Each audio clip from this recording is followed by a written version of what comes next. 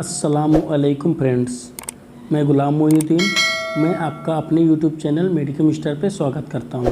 आज हम लोग बात करने वाले हैं फार्मेसी लॉ एंड एथिक्स के इम्पोर्टेंट्स एमसीक्यूज़ के बारे में, जो कि आपके कोर्स एग्जामिनेशन और कॉम्पिटिटिव एग्जामिनेशन के पॉइंट ऑफ व्यू से बहुत इम्पॉर्टेंट है। तो दोस्तों, आप लोग पूरी वीडियो ज़रूर वॉच करें। इसका पार्ट ए मैंने अपलोड कर दिया है, उसका लिंक मैं इसमें प्रोवाइड कर दूंगा, आप लोग ज़रूर विजिट करें।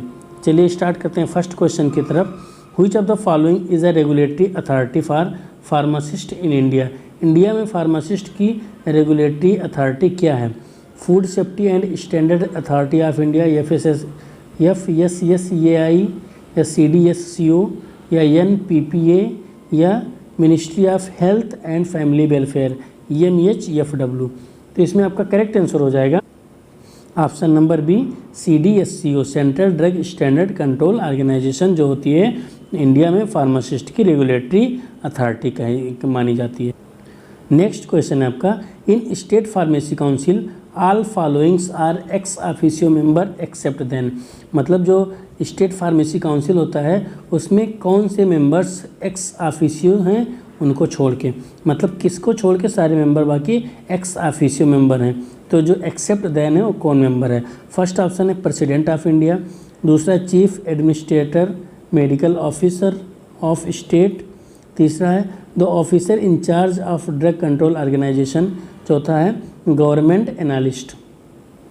तो करेक्ट आंसर आपका हो जाएगा option number A, president of India. Next question आपका हो जाएगा, schedule X of drug and cosmetic act comprises. मतलब जो शेड्यूल एक्स होता है ड्रग एंड कॉस्मेटिक एक्ट का, वो क्या कंप्राइज करता है? List of incurable disease, guideline for clinical trial, list of generic drug या नन ऑफ द एबव। तो करेक्ट आंसर हो जाएगा option number D, none of the above. Next question हो जाएगा, as per D&C act schedule N is related to. मतलब D और C act के अंतर्गत जो शेड्यूल एन होता है वो किससे रिलेट करता है? List of maximum equipment for efficiently running pharmacy, area for opening retail pharmacy, list of minimum equipment for efficiently running pharmacy, या चौथा है area required to open wholesale drug store. तो इसमें आपका करेक्ट आंसर हो जाएगा option number C, list of minimum equipments for efficiently running pharmacy. Next question हो जाएगा, as per D&C act schedule FF is related to. D और C act के अंतर्गत जो शेड्यूल FF होता है वो किससे रिलेट करता है? पेरेंटल प्रिपरेशन से, या ऑइंटमेंट फार्मुलेशन से, या स्किन कॉस्मेटिक प्रिपरेशन से, या ऑप्थेल्मिक प्रिपरेशन से। तो करेक्ट आंसर हो जाएगा आपका इसमें ऑप्थेल्मिक प्रिपरेशन। नेक्स्ट क्वेश्चन हो जाएगा, which of the following is prohibited to be imported.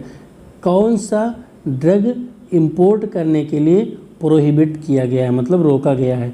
Toilet preparation, या दूसरा है आयुर्वेदिक ड्रग, तीसरा है शेड्यूल C&G ड्रग, चौथा है मिस ब्रांडेड ड्रग। तो करेक्ट आंसर हो जाएगा option number D, misbranded drug. Next question हो जाएगा, the term misbranded drug refers to a drug. मतलब जो मिस ब्रांडेड ड्रग है उसका मतलब क्या होता है?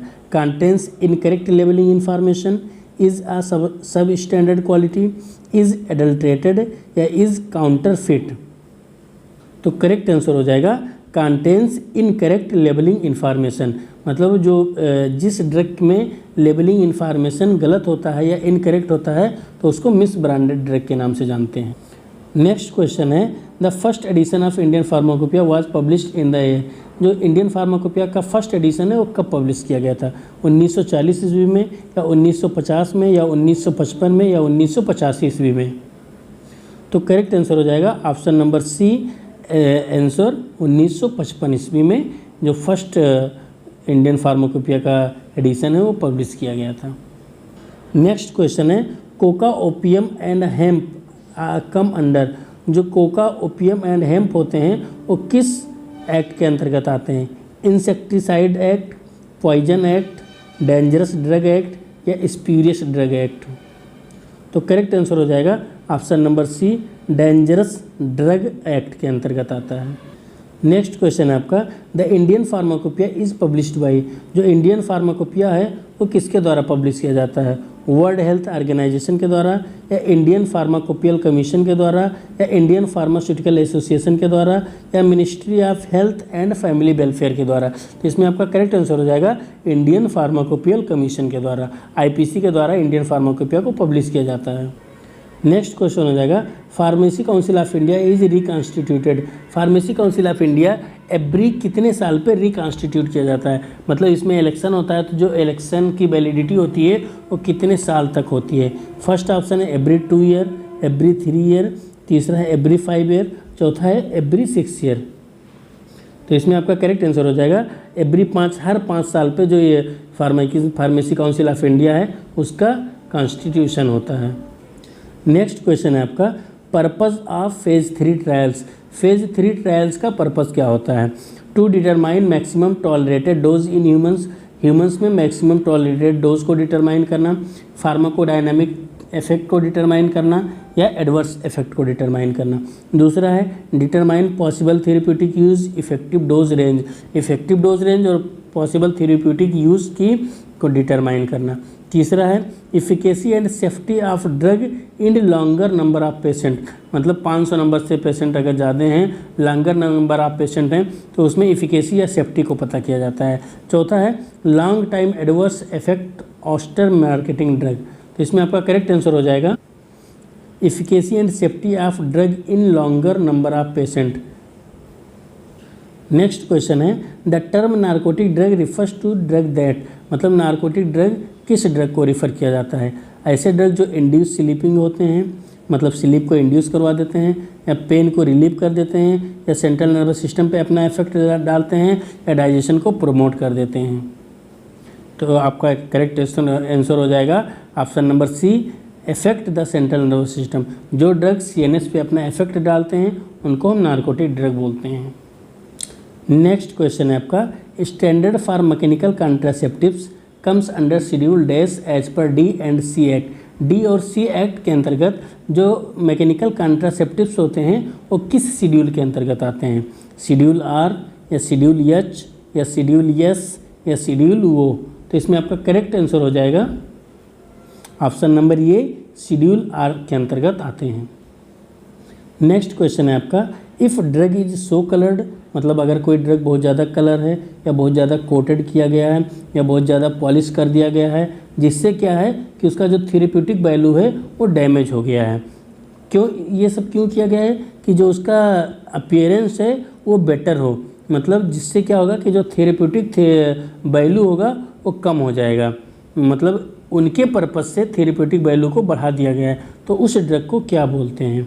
मतलब ऐसा ड्रग जो ज़्यादा कलरफुल हो, या ज़्यादा कोटेड हो, या ज़्यादा अच्छे तरीके से पॉलिश की गई हो, क्या होगा जिससे क्या होगा थेरेप्यूटिक वैल्यू डैमेज हो जाएगा।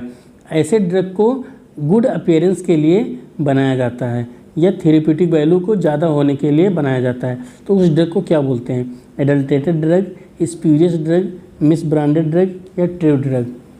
तो करेक्ट ऑप्शन हो जाएगा misbranded drug. Next question है the term PCI is responsible for. जो पीसीआई होता है वो किस लिए रिस्पॉन्सिबल होता है? Accreditation of pharmacy college, regulation of pharmacy practice, या setting standard of pharmacy education, या ऑल ऑफ द एबव। तो इसमें आपका करेक्ट आंसर हो जाएगा option number D, all of the above. Next question हो जाएगा patent act is establish in. जो पेटेंट एक्ट है वो कब इस्टेब्लिश किया गया? 1948 में, या 1940 में, या 1970 में, या 1919 में। तो आपका करेक्ट आंसर हो जाएगा 1970 ईस्वी। नेक्स्ट क्वेश्चन हो जाएगा the term prescription is refers to. Prescription का मतलब क्या होता है? तो इसमें फर्स्ट ऑप्शन है a written order for a drug by a medical practitioners. Medical practitioners के द्वारा एक रिटन ऑर्डर ऑफ ड्रग होता है। दूसरा है a medication label on a drug container. Drug container के ऊपर मेडिकेशन का लेबल होता है। तीसरा है the process of dispensing a drug to a patient. Patient को क्या ड्रग, कैसे ड्रग डिस्पेंस करना, ये प्रोसेस लिखा होता है। या a list of approved drug by the regulatory authority, या रेगुलेटरी अथॉरिटी के द्वारा जिस ड्रग को अप्रूव्ड किया गया है उस ड्रग का लिस्ट लिखा होता है। तो इसमें आपका करेक्ट आंसर हो जाएगा ऑप्शन नंबर ये, a written order for a drug by a medical practitioners. Medical practitioners के द्वारा एक लेटर पे एक ऑर्डर लिखा होता है ड्रग का, उसी को हम प्रिस्क्रिप्शन बोलते हैं। नेक्स्ट क्वेश्चन है pack size of drug is covered under. जो ड्रग का पैक साइज होता है वो किस शेड्यूल के अंतर्गत आता है, शेड्यूल पी या शेड्यूल P1 या शेड्यूल R या शेड्यूल वो। तो इसमें आपका करेक्ट आंसर हो जाएगा शेड्यूल P1। नेक्स्ट क्वेश्चन हो जाएगा for license granted to sell by retail drug. Retail drug को सेल करने के लिए जो लाइसेंस ग्रांट किया जाता है specified in schedule C and C1 drug form number require is. मतलब जो रिटेल फार्मासिस्ट के लिए जो लाइसेंस दिया जाता है वो शेड्यूल C और C1 के किस फॉर्म के अंतर्गत आता है, फॉर्म नंबर 20 या फॉर्म नंबर 20B या फॉर्म नंबर 21 या फॉर्म नंबर 20F। तो इसमें आपका करेक्ट आंसर हो जाएगा फॉर्म नंबर 21। नेक्स्ट क्वेश्चन हो जाएगा the primary objective of drug and cosmetic act is to. Drug and cosmetic act का जो प्राइमरी ऑब्जेक्टिव है वो क्या होता है। फर्स्ट ऑप्शन है regulate the manufacture sale and distribution of drug and cosmetic. Drug और कॉस्मेटिक का मैन्युफैक्चर करना, सेल करना, डिस्ट्रीब्यूट करना। दूसरा है establish quality standard for drug and cosmetic. Drug और कॉस्मेटिक के लिए एक क्वालिटी स्टैंडर्ड को मेंटेन रखना। तीसरा है ensure the safety and efficacy of drug and cosmetic. Drug और कॉस्मेटिक का एक सेफ्टी या एफिकेसी को इंश्योर करना। चौथा है ऑल ऑफ द एबव। तो इसमें आपका करेक्ट आंसर हो जाएगा all of the above. Next question है as per schedule P carbenicillin sodium powder should be stored in at. मतलब जो कार्बेनिसिलिन सोडियम पाउडर होता है, इंजेक्शन होता है, वो शेड्यूल P के अंतर्गत कितने डिग्री सेल्सियस टेम्परेचर पे स्टोर करना चाहिए। तो फर्स्ट ऑप्शन है अ कूल प्लेस, ठंडे जगह पे, या अ कोल्ड प्लेस, और भी ठंडे जगह पे, या temperature not exceeding than 5 degree Celsius. ऐसा टेम्परेचर जो 5 डिग्री सेल्सियस से ज़्यादा नहीं होना चाहिए। या well closed container protected from light includes cool place protected from light. मतलब ऐसे कंटेनर जो अच्छे तरीके से बंद हो, लाइट से प्रोटेक्ट किया गया हो और ठंडे जगह पे रखा गया हो। तो इसमें आपका करेक्ट आंसर हो जाएगा option number C temperature not exceeding 5 degree Celsius. 5 degree Celsius temperature से ज़्यादा नहीं होना चाहिए, उस टेम्परेचर पे कार्बेनिसिलिन सोडियम पाउडर को स्टोर करना चाहिए। नेक्स्ट क्वेश्चन हो जाएगा the term schedule H in the drug and cosmetic act refers to. Drug और कॉस्मेटिक एक्ट में जो शेड्यूल H होता है उसका मतलब क्या होता है, शेड्यूल ऑफ कंट्रोल्ड सब्सटेंस को कंट्रोल करने के लिए, या schedule of prescription only drug सिर्फ ड्रग के प्रिस्क्रिप्शन के लिए, या schedule of over the counter drug, या मतलब ऐसे ड्रग जो OTC ड्रग नहीं हैं उनके लिए, या शेड्यूल ऑफ प्रोहिबिटेड ड्रग, या जिस ड्रग को प्रोहिबिट किया गया उसके लिए। तो इसमें आपका करेक्ट आंसर हो जाएगा schedule of prescription only drug, option number B correct हो जाएगा। नेक्स्ट क्वेश्चन है DTAB has dash ex officio members. DTAB के जो ऑर्गेनाइजेशन होता है उसमें एक्स ऑफिशियो मेंबर कितने होते हैं। तो फर्स्ट ऑप्शन है 5, दूसरा ऑप्शन है 6, तीसरा ऑप्शन है 4, चौथा ऑप्शन है 8। तो करेक्ट आंसर हो जाएगा option number D 8 x officio member DTAB में होते हैं। नेक्स्ट क्वेश्चन आपका हो जाएगा एस्पिरिन सोडियम कम्स अंडर। जो एस्पिरिन सोडियम होता है वो किस शेड्यूल के अंतर्गत आता है, शेड्यूल G या शेड्यूल H, शेड्यूल J या शेड्यूल W। करेक्ट आंसर हो जाएगा option number B schedule H। Next question हो जाएगा example of schedule G drug. Schedule G drug का एग्जाम्पल क्या है। फर्स्ट ऑप्शन है मेटफॉर्मिन, दूसरा ऑप्शन है इनेलाप्रिल, तीसरा है सिफिरॉक्जिम, चौथा है बारबिटल। तो करेक्ट ऑप्शन हो जाएगा ऑप्शन नंबर ये मेटफॉर्मिन। नेक्स्ट क्वेश्चन है इन 1954 one of the following act is passed. 1954 ईस्वी में कौन सा एक्ट पास हुआ था। फर्स्ट ऑप्शन है narcotic and psychotropic substance act, दूसरा है drug and magic remedies act, तीसरा है medical termination of pregnancy act, चौथा है पॉइजनस एक्ट। तो इसमें आपका करेक्ट आंसर हो जाएगा option number B drug and magic remedies act 1954 ईस्वी में पास किया गया था। नेक्स्ट क्वेश्चन हो जाएगा post marketing surveillance comes under clinical trial. जो पोस्ट मार्केटिंग सर्विलांस होता है वो क्लिनिकल ट्रायल के किस फेज़ के अंतर्गत आता है, phase first, phase second, phase third या फेज़ 4। करेक्ट ऑप्शन आपका हो जाएगा फेज़ 4। नेक्स्ट क्वेश्चन है आपका, schedule dash of drug and cosmetic act includes requirements and guidelines on clinical trial for import and manufacturing of new drug. किस schedule के अंतर्गत जो नए ड्रग मैन्युफैक्चर किए गए हैं या नए ड्रग का जो क्लिनिकल ट्रायल हुआ है वो ड्रग एंड कॉस्मेटिक एक्ट के किस शेड्यूल के अंतर्गत गाइडलाइन दिया गया है? तो schedule W, schedule X, schedule Y या शेड्यूल वी। करेक्ट आंसर हो जाएगा शेड्यूल वाई। नेक्स्ट क्वेश्चन है, MHRA is regulatory agency of. जो MHRA है वो किस कंट्री का रेगुलेटरी एजेंसी है? UK का है या डेनमार्क का है या ब्राज़ील का है या साउथ अफ्रीका का है? करेक्ट आंसर हो जाएगा यूनाइटेड किंगडम UK का है। नेक्स्ट क्वेश्चन है as per D and C act schedule T stated at. मतलब D और C एक्ट के तहत शेड्यूल T क्या कहता है? फर्स्ट ऑप्शन है requirement of factory premises for the manufacturing of medical devices. दूसरा है requirement of factory premises for the manufacturing of homoeopathic drug. तीसरा है requirement of factory premises for the manufacture of Ayurveda, Siddha and Unani drugs.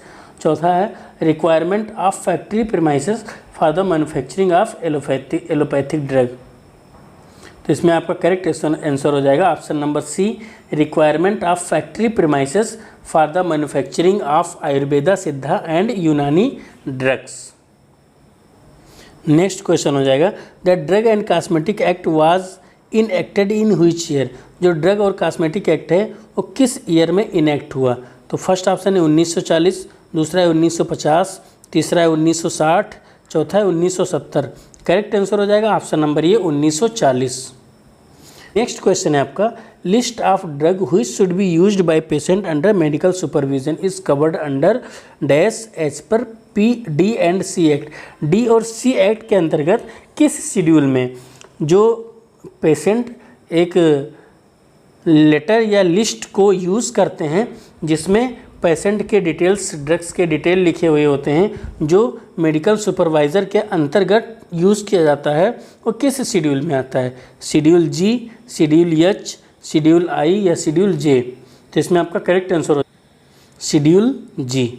Thank you friends for watching the video. दोस्तों अगर video आपको पसंद आई हो तो वीडियो को ज़रूर शेयर करें, चैनल को सब्सक्राइब करना ना भूलें। Thank you for watching the video.